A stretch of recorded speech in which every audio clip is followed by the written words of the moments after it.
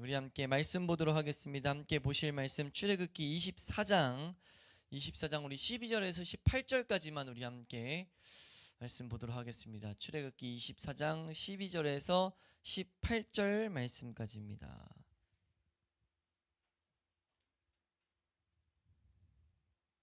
출애굽기 24장 12절에서 18절 말씀입니다.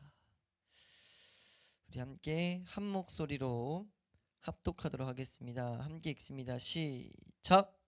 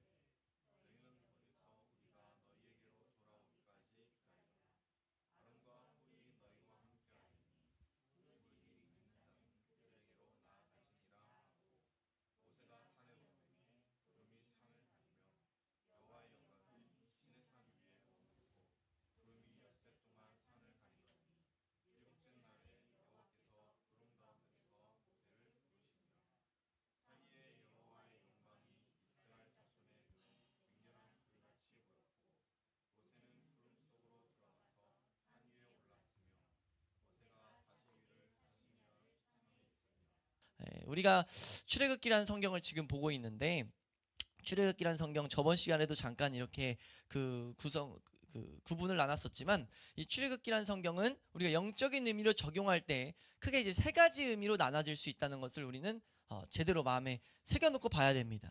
한 번 더 할까요? 출애굽기를 세 가지로 구분할 수 있다. 우리 출애굽기라는 이 성경, 우리 출애굽기라는 이름 자체가 애굽에서 나온 역사라는 제목을 이제 붙였는데, 사실 냉정하게 따지면은 애굽에서 나온 그 역사에 대해 나온 장면에 대해서는 이 출애굽기 성경 전체의 4분의 1밖에 안 된다고요. 이해되세요? 4분의 1밖에 안 되는 내용을 왜 이 책의 이름으로 지었을까라고 했을 때는 이게 영적인 의미를 바라봤을 때 이건 너무 제목이 잘 지어졌다라고 우린 볼 수 있어요. 왜 그러냐면 이 출애굽기라는 성경이 우리에게 영적으로 교훈하는 바는, 하나님이 이 세상에서 영혼을 불러내셔가지고 하나님 나라의 백성 되게 만드는 것이 이제 이 출애굽기가 우리의 영적 적용이란 말이에요. 한번 따라할까요? 하나님이 나를 세상에서 불러서 하나님 나라의 백성 되게 하는 것, 그 역사를 기록했다라고 볼 수 있다고요. 그럼 그 역사는 우리에게 무엇을 가르치냐면, 단순히 세상에서 나오면 땡이 아니라는 겁니다. 세상에서 나오면 땡이 아니라 세상에서 나와서 하나님의 백성답게 살아가는 그 삶까지가 온전한 출애굽의 역사라는 거예요. 우리가 세상에서 나갔다는 역사라는 거죠. 뗄래야 뗄 수 없는 관계가 무엇이냐? 세상에서 나와서는 바로 하나님 백성으로 살아가는 모습이 나타나야 된다라는 것을 보인다는 거예요. 왜냐하면 출애굽기라는 성경이 첫 번째는 애굽에서 이스라엘 백성을 어떻게 건지셨는가, 하나님께서 어떻게 이스라엘 백성과 언약을 맺으셨는가, 그리고 나타나는 게 하나님께서 어떻게 이스라엘 백성과 함께 하시는가. 이게 이 출애굽기의 세 가지 구분이란 말이에요. 한 번 더 할까요? 어떻게 애굽에서 건지셨는가. 한 번 더 할까요? 어떻게 언약을 맺으셨는가. 한 번 더 할까요? 어떻게 함께 하시는가. 이게 출애굽기 내용의 전체입니다. 우리 영적으로 적용했을 때 우리가 어떻게 세상에서 나올 수 있는가, 예수 그리스도가 모든 그 마귀의 권세를 이미 다 정리해 놓으셨기 때문에. 그리고 어떻게 우리가 언약 백성이 되는가, 하나님의 놀라운 은혜들을 경험하고 나서 하나님 말씀으로 살고자 하는 그런 마음이 우리 가운데 일어날 때 하나님은 우리에게 언약 백성 되는 그 초청을 하신다고요. 그리고 그 초청받은 사람은 바로 이어서 어떤 삶을 향해 나아가는가, 하나님과 동행하는 삶을 향해서 나아가게 된다는 거죠.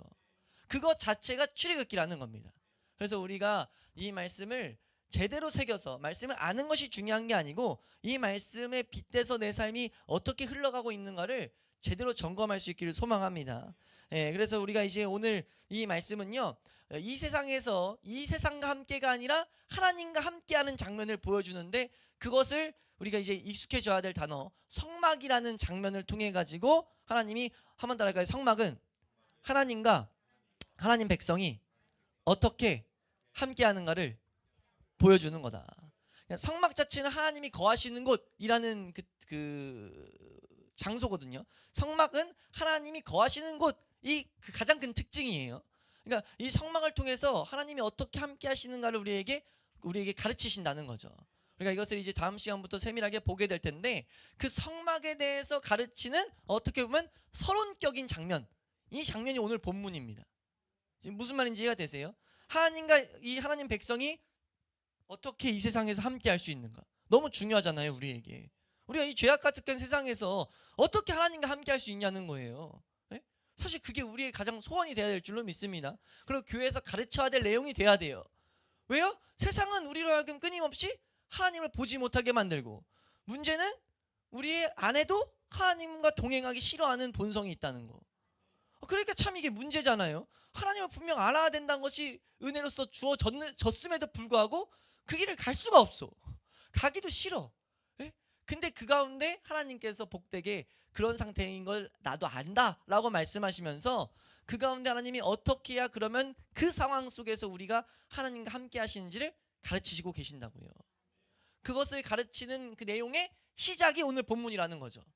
그럼 이 시작의 이 내용들은 중요할까요? 아니면 안 중요할까요? 네, 항상 시작과 끝은 중요하죠. 네, 어떤 글이든 시작과 끝은 중요해요. 책에 처음과 끝에 뭘 말하고자 하는지를 보통 다 기록하게 된다고요. 이해가 되세요? 이게 이 성경에도 어느 정도 적용이 됩니다.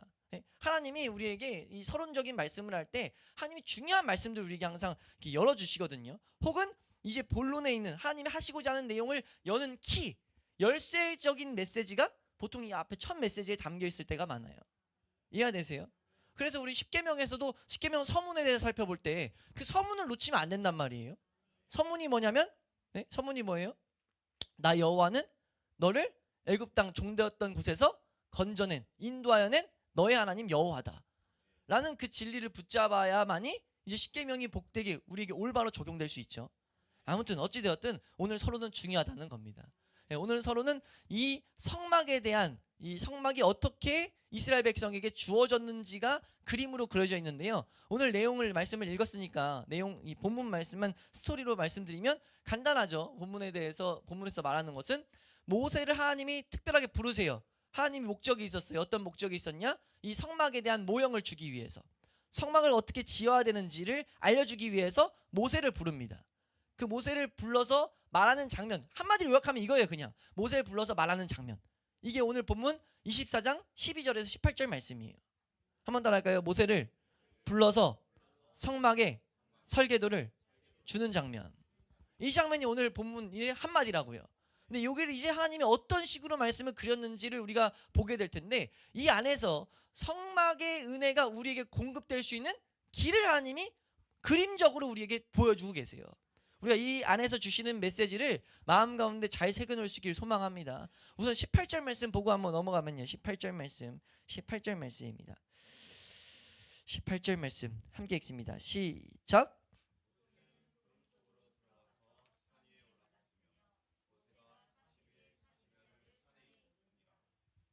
아멘. 이 장면이 이제 성막이 주어지기 전에 있는 마지막 구절입니다. 그러고 나서 이제 성막에 대한 내용이 25장부터 주어져요. 그러니까 이 내용만 보면 우리가 뭘 하나 생각하게 되냐면, 모세가 구름 속에 들어가서 40일 동안 하나님과 뭐 했을까라는 의문을 우리가 품어야 된단 말이에요. 당연하잖아요. 우리가 성경에 적힌 것을 넘기면 안 되는데, 아니, 하나님 불러가지고 그런 놀라운 체험을 했는데 모세는 도대체 뭐 했을까? 이 장면이 구름 속에 모세가 끌려 올라가가지고 마치 이 이스라엘 백성 보기에는 산꼭대기로 부르셨는데 마치 구름 가운데로 들어가 버렸어요. 근데 하나님 계신 게 너무 느껴져. 막 그 가운데 불 같은 이제 임재가 막 느껴 있다고 이제 성경에 그려져 있잖아요. 그러니까 이스라엘 백성은 너무 놀라운 거예요. 모세가 들어갔는데 하나님이 계신 걸 분명히 10마디 말씀을 통해 들었는데 막 천둥이 치고 막 엄청 그 임재를 느끼고 있는데 모세가 그 가운데 들어갔다고요. 그러니까 와, 무슨 말을 했을까에 대해서 이스라엘 백성은 귀 기울이고 있었단 말이에요. 우리도 귀 기울여야 될 줄로 믿습니다. 그래서 밝혀진 바는 무슨 내용을 했냐 했을 때, 핵심적인 확실한 한 가지는 성막에 대해서 배우고 왔다는 거죠. 이 40일 동안 성막에 대해서 배우고 왔다고요. 이 성막은, 그리고 우리가 이제 앞으로 보게 되겠지만, 우리에게 있을 때 예수 그리스도에 대한 내용이 아예 그 안에 다 담겨 있습니다. 예수 그리스도가 어떤 분인지, 어떤 일을 위해서 오셨는지, 어떤 일을 하셨는지, 어떻게 우리에게 적용될 수 있는지, 우리가 어떻게 붙잡아야 되는지, 하나님이 그 예수 그리스도를 통해서 어떤 것을 계획하시는지, 그런 모든 예수 그리스도에 대한 내용이 이 성막 안에 담겨 있다고요. 이해되세요?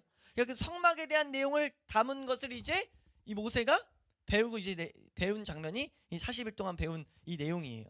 그래서 우리가 이 결론적인 메시지만 하나 붙들고 가면, 우리가 어떻게 해야 이 세상에서 하나님과 동행할 수 있는가?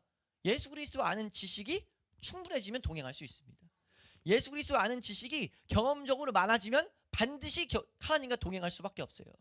그걸 성경은 계속해서 반복해서 우리에게 말하고 있다는 거죠. 우리가 그 사실을 놓치지 않을 수 있길 축원합니다. 한번 따라할까요? 우리에게 예수 그리스도를 아는 지식을 허락하여 주시옵소서. 예수 그리스도 아는 지식을, 예수 그리스도를 알아가는 그 지식을 더욱더 우리가 사모해야 된다고요. 근데 그거조차 사실 우리 힘으로 안 된단 말이에요. 그렇기 때문에 우리에게 주신 게 뭐예요? 복되게 주신 게 안식일입니다. 안식일. 한번 따라할까요? 안식일은 죄된 우리가 하나님을 향해 나아갈 수 있는 힘을 공급받는 시기다. 공급받는 날이다. 네. 공급받는 시기보다는 공급받는 날이에요. 이 개념을 우리 놓치면 안 됩니다. 그러니까 항상 말씀을 향해서 말씀으로만 걷기를 원하는 그 이제 교회를 우리가 방향으로 두고 있단 말이에요. 이렇게 걸었던 믿음의 선배들은요, 한결같이 가장 강조했던 것 중에 하나가 뭐냐면 주일이에요. 주일을 너무나 강조했어요. 왜요? 그게 우리 죄인인 우리가 우리 힘으로 나아갈 수 없는, 하나님 앞에 나아갈 수 없는 사람이 내가 하나님께 나아갈 수 있는 유일한 길이기 때문이에요. 하나님이 안식일을 복되게 해서 그 가운데 참여하게 만들어서 하나님의 은혜를 받게 만들었다고요. 우리가 그러니까 이 안식일에 대해서는 올바로 알고 올바로 지켜야 될 줄로 믿습니다. 그 그림이 지금 오늘 본문에 그려져 있어요. 제가 그러니까 너무 감사한 게, 이 본문도 사실 성경 공부 지금 출애굽기를 지금 4번째 시간인데, 앞에서 다룰 때는 조금씩은 다루고 지나갔었는데, 우리가 지금 함께 8개월 동안 함께 이제 이 죽동 회복의 교회가 세워지고 하나님 말씀으로 걷다 보니까 그 주일에 대한 말씀들도 중간중간 계속 봤단 말이에요. 그런 말씀들을 보고 우리가 갈라디아서를 통해서 예배 주일을 어떻게 더욱더 복되게 지키는지를 살펴보고, 말라기도 받고, 사실 우리 5대 제사를 통해서도 받고, 우리가 요한일서를 통해서도 중간중간 거기서 다 주일에 대한 언급이 나와요. 근데 핵심적인 동일하게 관통되는 메시지는 뭐냐면, 우리의 6일의 삶과 주일은 연관이 있다는 거죠. 이걸 분명히 우리가 배운 줄로 믿습니다. 한번 따라할까요? 우리의 6일의 삶과 주일은 연관이 있다. 우리 이거 배운 거 기억나세요? 6일의 삶과 어떻게 연관이 있습니까? 6일의 삶 가운데 우리가 하나님 말씀으로 내가 하나님의 은혜가 필요하다는 존재인 것을 내가 삶 가운데 느껴야 된다는 거죠. 말씀이 계속 그걸 느끼게 만들어야 된다는 거죠. 생각나세요? 그래서 내가 만약 말씀대로 사는데 말씀대로 살지 못하는 내 모습을 발견했을 때 하나님의 은혜가 필요하다는 것을 우리가 아는 것이 우리가 성령으로 걸어가는 길이다라는 것을 놓치지 않으면, 우리는 낙심하지 않고, 마귀는 계속 말씀대로 살려고 할 때 넘어진 내 모습을 보고 낙심하게 만들 텐데, 낙심이 아니라 오히려 은혜를 갈망하는 그런 신령을 일으킨다라는 것. 말씀대로 못 살았을 때 마귀는 어떤 다짐들을 하게 만든다고요. 말씀대로 못 살았을 때 내가 어떤 기도 시간을 늘린다든지, 내가 뭔가 말씀을 더 많이 읽는다든지, 내가 뭘 하게 만든다고요. 근데 그게 아니라 은혜의 길은 뭐냐면, 말씀대로 못 살았을 때 그때 고백이 먼저 나와야 된다는 거죠. 내 힘으로 안 되고 안 된다는 것을 더욱더 조명하여서 내가 죽게 하여 주시옵소서. 죽는다는 건 다른 게 아니라 예수 그리스도만 찾게 하여 주시옵소서. 찾는 심령을 내가 그 은혜를 구하는 거죠. 그 은혜를 구할 때 우리가 자연스럽게 주의를 더욱더 하나님의 은혜를 주시는 주의를 갈망하게 된다는 거예요. 이해되세요? 이게 너무 우리가 놓치지 않아야 될 복된 하나의 그림인 줄로 믿습니다. 이게 지금 이 그림이 오늘 장면에 오늘 이 본문에 너무 복되게 그려져 있어요. 우리 본문 우선 12절부터 한번 말씀을 읽으면서 말씀이 어떻게 이 안식일에 대한 그림이 그려져 있는지를 잘 보도록 하겠습니다. 우리가 이 말씀을 오늘 잘 새겨놓을 수 있길 소망합니다. 우리 12절 말씀 함께 읽도록 하겠습니다. 12절 말씀입니다. 함께 읽습니다. 시작.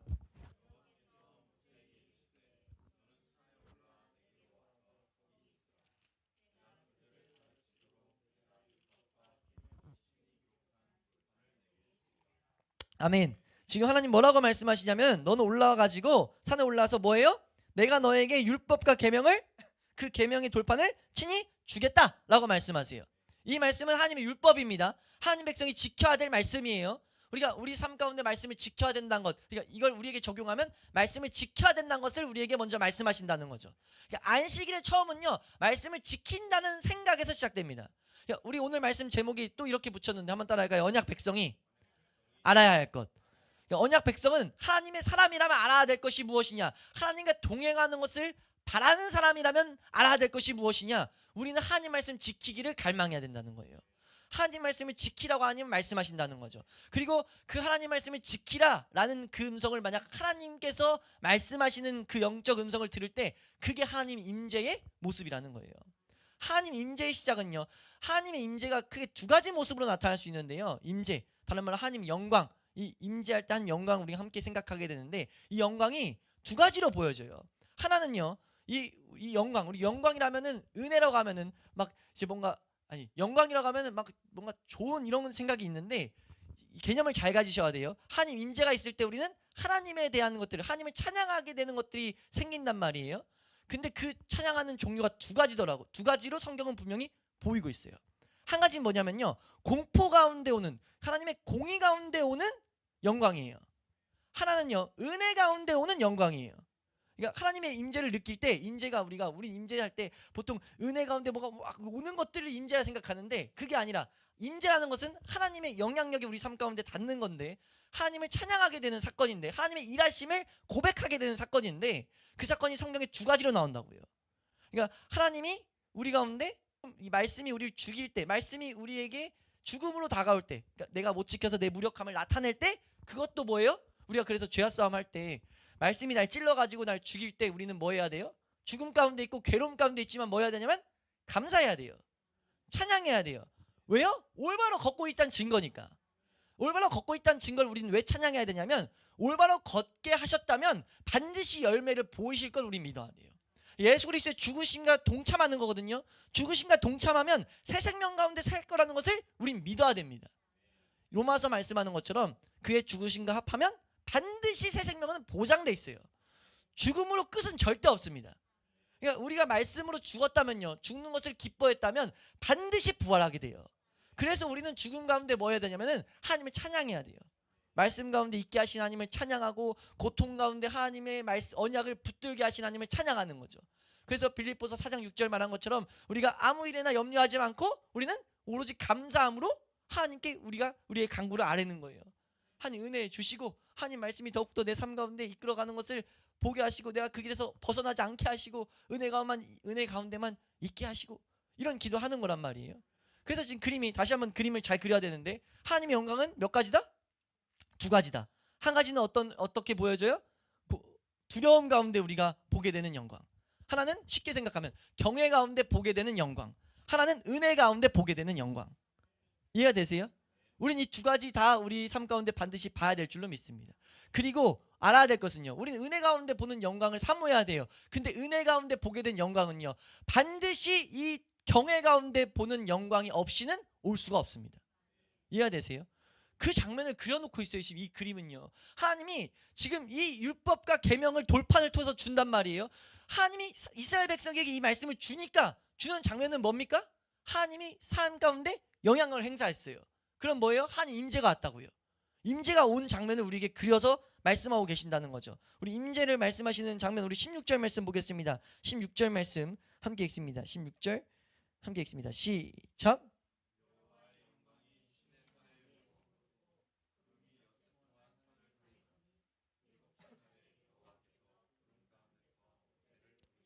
아멘. 지금 말씀하는 게 뭐예요? 하나님이 구름 가운데 모세를 불렀다. 하나님이 구름 가운데 계신다. 지금 뭘 그린다고요? 하나님이 임재하셨다. 하나님이 이스라엘 백성에게 지금 영향력을 막 행사하고 계세요.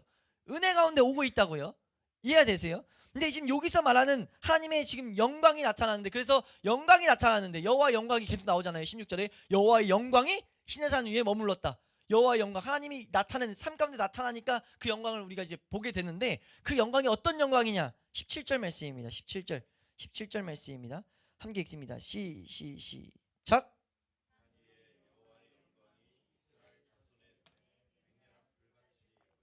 아멘. 지금 뭐라고 말씀하세요? 그 영광이 어떻게 보여요? 맹렬한 불같이 보였어요. 이 맹렬한 불은요, 성경에 하나님의 공의를 나타낼 때 말합니다. 보통 하나님의 공의, 이스라엘 백성에게 두려움으로 다가왔다는 거죠 지금. 근데 그게 하나님 영광의 속성이에요.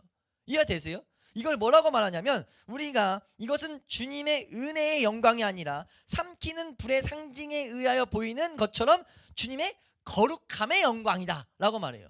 그러니까 이게 하나님의 공의가 나타났다는 것은 거룩함의 영광이라는 거죠. 그러니까 우리가 말씀대로 살아야 되는데 말씀대로 살지 못하는 내 죄가 보일 때 하나님 앞에 그 거룩함의 두려움에 내가 죽을 수밖에 없는, 그 말씀 앞에, 빛이신 하나님 앞에 나아가야 되는데 내가 할 수 있는 건 뭐밖에 없냐면 죽는 것밖에 없어요. 내 힘으로 할 수 있는 게, 하나님 앞에 내가 뭘 했다고 말할 수 있는 게 없으니까. 이해되세요? 그것을 우리에게 지금 그림으로써 우리에게 보이고 있다는 거죠. 그러니까 이거는 율법, 우리가 지금 잠깐 아까 시작할 때 말씀드렸던 것처럼 엿새 동안 우리가 뭐 해야 되냐면은 이 말씀들을 지키기 힘쓰면서 우리는 그 가운데 말씀을 성취하는 게 아니라 죽어야 돼요. 말씀대로 살지 못하는 내 인생을 발견해야 된다는 거죠. 그때 우리에게 은혜의 영광이 옵니다. 이해되세요? 이게 그려져 있는 게 지금 오늘 본문이에요. 그래서 오늘 16절 말씀 다시 한번 읽어보시면 16절 말씀입니다. 함께 읽습니다. 시작.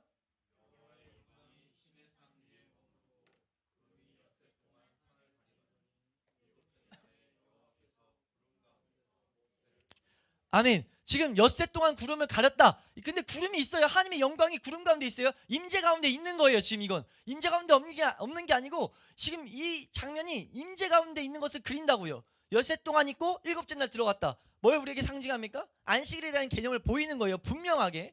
근데 그 안식일, 이게 너무 안식일인 이유는 뭐냐면요, 여러 가지 장면 중에 우리가 확실한 거 몇 가지만 보면 이 16절 말씀이 모세가 들어간 것, 하나님의 임재 가운데 들어간 이 장면도 우리 모세가 계속 예수 그리스도에 대한 모형으로 나타나는데, 예수님이 하나님 보좌 우편에 앉아 계셔서 우리가 하나님 앞에 예배 드릴 수 있다는 하나의 그림이 되고요. 또 한 가지는 우리에게 적용했을 때는요, 우리가 이제 주일날 하나님 앞에 나아갈 때 예배의 첫 번째를 뭐라고 하냐면, 우리 주보에 저번 주부터 제가 기록한 내용이 있는데 혹시 아세요? 주보 첫 번째 내용에 그 묵도 가운데 적혀 있는 거 혹시 읽어보시는 분 있으세요? 뭐야? 예배? 뭔가 읽긴 읽었다. 읽긴 읽었어. 예배 맞아요. 세 글자 맞췄어. 예, 예배의 부르심, 예배의 부름이란 이 순서를요, 반드시 우리 성경대로 걷는 믿음의 선배들은 반드시 그걸 언급하게 했어요. 왜냐면요, 예배는 하나님 부름이 아니고선 드릴 수 없다라는 것이 성경적 가르침이에요. 이해되세요? 한번 따라할까요? 예배는 하나님이 부르시지 않으면 드릴 수 없다. 예배의 첫 스타트, 첫 순서는 뭐냐면요, 예배의 부르심입니다. 예배의 부름을 듣는 것에서 시작해요. 그래서 제가 그걸 적은 날부터 성구를 바꿨죠. 성구를, 그래서 제가 여러 성구 중 몇 가지 성구 중에 부르심에 대한 성구, 돈 없는 자도 와라, 너희가 값없이 와서 그 젖을 사라 라고 했던 그 말씀, 그 예배의 부르심이거든요. 은혜의 부르심이에요. 그 마지막이 다윗의 언약으로 우리를 부르셨다 라는 그 부름, 우린 그 부름에 의지해서 예배 가운데 나아가는 거거든요. 이해가 되세요? 그 장면이 지금 여기 그려져 있는 거예요. 그러니까 우리가 복되게 올바로 안식일날 예배드리는 그 복 가운데로 나아가는 그림이 그려져 있다고요. 우리가 안식일날 그래서 정확히 기억해야 될 것은요, 안식일은 그날 온다고 땡이 아닙니다. 안식일을 제대로 지킨다는 것은 그날 주일을 딱 온다고 지키는 게 아니라는 거예요. 내가 안식일에 마땅한 제물이 돼야 된다는 거죠. 그 내 삶 가운데요, 내 삶 가운데 경작하면서 말씀대로 씨름하면서 그 씨름이 됐을 때 나는 비로소 내 삶의 내 제물로서 내가 삶으로 드리는 영적 제사를 드리는 게 하나님이 부르시는 예배의 모습이라는 거예요. 그렇게 예배 드릴 때 주일은 뭐 하는 날이 된다는 거예요? 복된 상징으로서 40일 동안 지금 모세가 뭐 배우고 왔다고요? 여기서 성막에 대해서 배우고 왔다고요. 주일날 우리가 하나님 앞에서 하나님과 올바른 교제를 이룬다면, 하나님이 하시는 말씀을 듣는다면 우린 뭘 배워야 되냐면 예수 그리스도만 배워야 돼요. 예수 그리스도가 어떻게 필요한지, 어떤 힘을 주셨는지, 혹은 어떤 방법으로 붙들게 하시는지, 어떤 방법으로 바라보게 하시는지, 어찌됐든 예수 그리스도에 대한 것들 우리가 보고 듣고 배우게 된다고요. 그게 주일날 우리에게 주는 역사라는 거예요. 그렇게 됐을 때 우리는 이 세상에서 하나님과 동행할 수 있다는 겁니다. 그 그림이 우리에게 너무 복되게 지금 그려져 있다는 거죠. 우리가 놓치지 않아야 될 게 무엇이냐면 하나님 말씀, 하나님이 지금 두 돌판을 주셨다는 이 그림을 놓치면 안 돼요. 우리에게 이 성경을 우리에게 주시겠다는 것을 놓치면 안 된다고요. 성경을 주셨습니다. 하나님 말씀대로 살아야 된다는 것을 생각하도록 계속 부르고 계신다는 거예요. 그 씨름이 삶 가운데 반드시 있어야 된다는 거죠. 이 영광에 대한 그림이요, 너무 복되게 그려진 게 이제 신약 성경에 나오는데, 고린도후서 3장 말씀이 이 너무 복된 그림이에요. 3장 우리 5절에서 9절 말씀 한번 보면요, 3장 5절에서 9절 말씀, 지금 방금 설명드렸던 것을 바울이 설명했습니다. 고린도후서 3장 5절에서 9절을 잘 읽어보세요. 천천히 잘 읽고 제가 설명드리겠습니다. 3장 5절에서 9절입니다. 함께 읽습니다. 시작.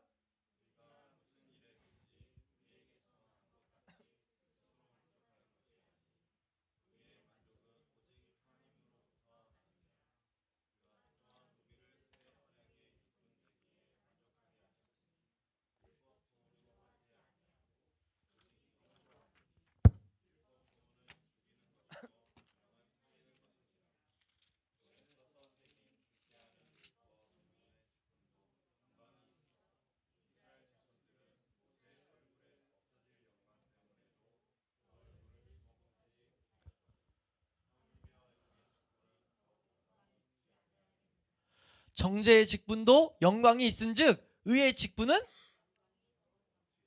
아멘. 지금 이게 지금 설명드렸던 그 내용을 바울이 설명하는 거예요. 지금 5절 말씀부터 뭐라고 말하냐면, 우리가 무슨 일이든지 우리가 난 것 같이, 우리가 이제 새로운 영적으로 태어난 것이 우리가 알아야 되는데, 이게 하나님께로부터 나왔다. 근데 그 하나님께로부터 나게 하신 그게 우리를 새 언약의 일꾼 되기를 만족하기로 하셨으니라고 하면서 뭘 하나 설명하냐면, 우리가 설명했던 내용이 이제 설명되기 시작하는데, 율법 조문은 뭐냐? 6절 말씀 띄워주시면, 율법 조문은 뭐냐? 죽이는 거라는 거예요. 여기서 말하는 율법 조문은 하나님의 말씀을 우리에게 적용하면 지키며 사는 것을 말합니다. 하나님 말씀을 지키며 살아가는 것을 우리가 추구하는 삶을 말한다고요. 그 목적은 뭐예요? 그 목적은 죽이는 데 있어요. 우리가 말씀을 지키는 데 있는 게 아니고 우리 죽이는 데 있다는 거예요. 근데 그거 자체가 뭐예요? 7절 말씀 보시면 그거 안에도 뭐가 있다고 말하냐면, 함께 읽습니다. 시작. 돌에 써서 새긴 죽게 하는 율법 조문의 직분도 영광이 있어 이스라엘 자손들은 모세의 얼굴에 없어질 영광 때문에도 그 얼굴을, 이게 무슨 장면이냐면은, 모세가 이 두 돌판을 십계명을 받고 데려왔을 때 모세의 얼굴이 하나님의 영광이 닿아가지고, 그 영광, 맹렬히 타는 불과 같은 영광, 우리에게 경외하게 만드는 영광, 빛이신 하나님 앞에 나아갈 수 없다라고 하는 것도 우리에게 영광으로 다가온다는 거예요. 그것도 우리가 하나님의 영광을 보게 만들었다는 거죠. 하나님은 살아계신다와 하나님 우리 삶 가운데 역사하신다는 것을 보게 만들었다는 거예요. 우리가 뭘 알아야 되냐면, 우리는 이 말씀을 제대로 받았을 때, 하나님 말씀을 지키며 살아간다는 것을 제대로 새겼을 때 우리가 붙잡아야 될 것은요, 우리가 하나님의 인도를 반드시 받고 그 하나님은 나를 인도하신다는 믿음을 가져야 돼요. 왜요? 하나님이 그렇게 인도하셨고 그렇게 약속하고 계시기 때문이에요.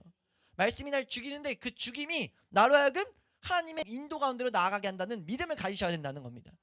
그게 영광이 우리에게 나타내는 바예요. 이해되세요? 그런데 지금 그러면서 그 영광이 있는데, 8절 말씀 읽으시면 8절 말씀입니다. 시작.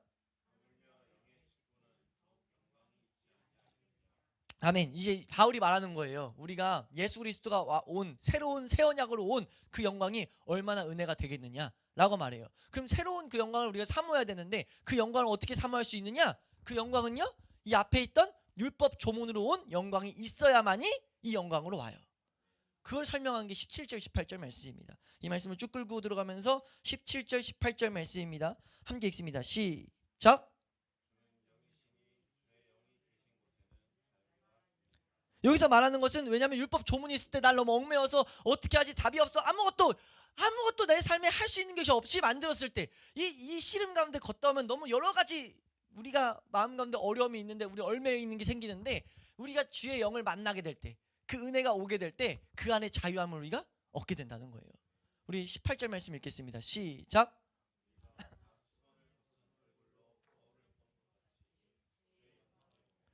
그와 같은 형상으로 변화하여 보세요, 영광에서 영광에 이르니 곧 주의 영으로 말미암으니라. 아멘. 어떻게 말씀하세요? 영광에 가야 되는데, 예수 그리스도 안에서 오는 영광을 받아야 되는데, 어떻게 이 영광에 이르게 돼요? 영광에서 영광에 이르게 돼요. 이해가 되세요? 하나님 그 율법 조문에 있는 영광에서 우리는 영광에 이르게 된다고요. 주일날 어떻게 그 거룩한 은혜, 하나님이 복되게 하신 주일날 우리는 은혜를 받아야 될 줄로 믿습니다. 그 복을 받아야 될 줄로 믿습니다. 근데 그 복을 어떻게 받을 수 있느냐? 우리가 그 엿새 동안 하나님의 말씀 안에서 있어야 된다는 거예요. 말씀이 나의 삶 가운데 임재로 다가와야 돼요. 말씀이 내 삶 가운데 내 삶에 실제적인 영향을 끼쳐야 된다고요. 말씀이 실제적인 영향을 끼친 것을 임재라고 합니다. 우리가 하나님 임재를 오해하면 안 되는 게 크게 두 가지로 오는데, 우리가 먼저 붙들어야 될 임재는요, 말씀이 내 삶 가운데 오게 되는 것, 그 임재를 구해야 돼요. 그러니까 말씀이 내 삶 가운데 적용될 때 우리는 뭐라고 고백해야 되냐면 임재하심을 찬양해야 된다고요. 왜냐면 우리 힘으로 할 수 있는 영역이 아니기 때문에. 그리고 그 임재는 우리로 하여금 이 주일을 복되게 만듭니다. 하나님의 부르심을 듣게 만든다고요.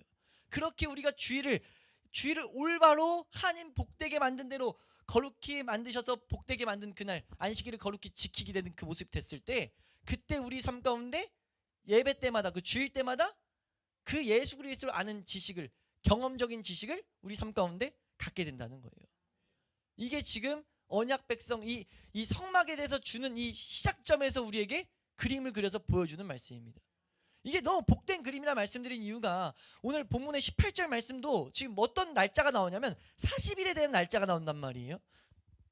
이거에 대한 언급이 많은데 확실한 것만 한 가지 말씀드리면 이 40일의 시간은요, 예수 그리스도가 부활하셔서 부활의 몸으로 계셨던 시간이에요. 이해되세요? 우리 말씀 하나만 읽을게요. 사도행전 1장 3절 말씀.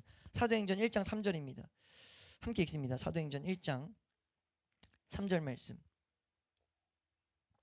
함께 읽습니다. 시작.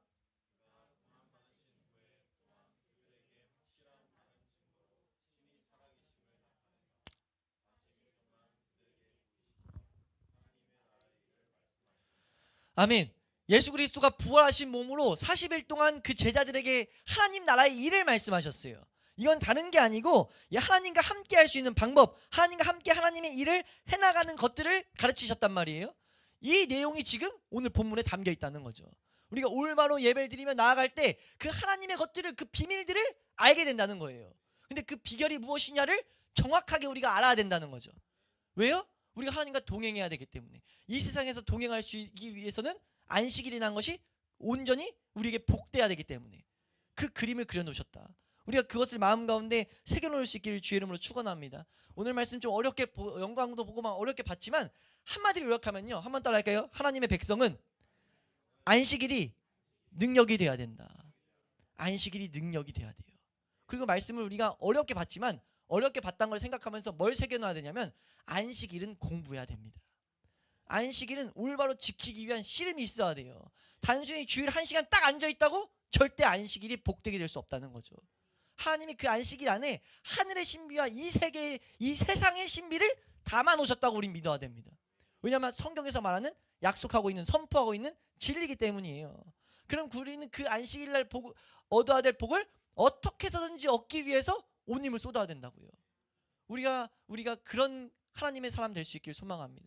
한번 따라할까요? 주여, 나로 하여금 안식일을 온전히 지키게 하여 주시옵소서. 아멘. 온전히 지키기 위해서는 뭐가 돼야 돼요? 안식일을 어떻게 지켜야 되는지를 알아가야 돼요. 그 복된 그림 한 가지가 오늘 본문에 그려서 우리에게 주어지고 있다 라는 것, 우리가 이 말씀 또 한 주 남은 3일간 묵상하시면서 이 말씀 안에서 하나님의 은혜를 구하면서, 하나님의 조명을 구하면서 우리가 그 하나님의 은혜가 우리 가운데 오기를 하나님 앞에 우리가 구할 수 있는 그런 심령 될 수 있기를 소망합니다.